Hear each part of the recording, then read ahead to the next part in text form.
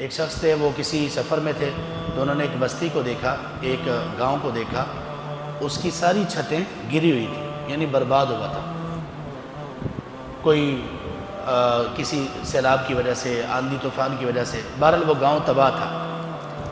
قال انا یحیی هذه اللہ بعد موتها، تو وہ شخص کہنے لگے کہ اللہ اس گاؤں کو اور گاؤں والوں کو اس کے مرنے کے بعد کیسے زندہ کریں گے؟ تو اللہ تعالیٰ نے اس شخص کو 100 سال تک موت دے دی، اور پھر 100 سال کے بعد اس کو اٹھایا۔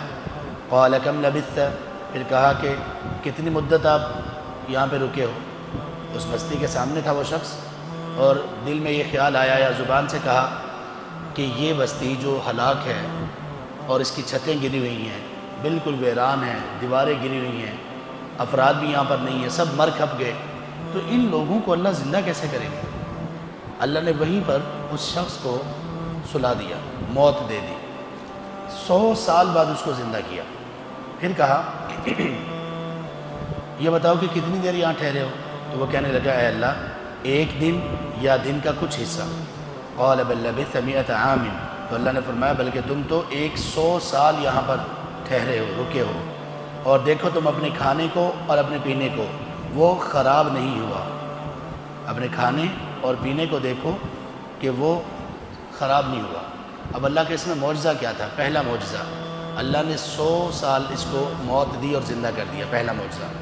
دوسرا معجزہ، اس آدمی کے ساتھ سفر میں تھا، اس کے ساتھ کھانا اور پینا تھا، تو 100 سال گزرنے کے باوجود بھی وہ کھانا بھی سلامت تھا، نہ باسی ہوا، نہ اس میں سے بدبو آئی، اور وہ پانی بھی ٹھیک تھا، اس کا ذائقہ بھی ٹھیک تھا۔ پھر اللہ نے فرمایا وانظر الی حمارک، اپنے گدھے کی طرف دیکھو، جو سواری تھی اس کی طرف دیکھو۔ وہ اس کی طرف دیکھا تو اس کی ہڈیاں بنی پڑی تھیں، گدھے کی طرف دیکھا تو وہ مر چکا تھا اور ہڈیاں نکل کے زمین پہ پڑی ہوئی تھیں۔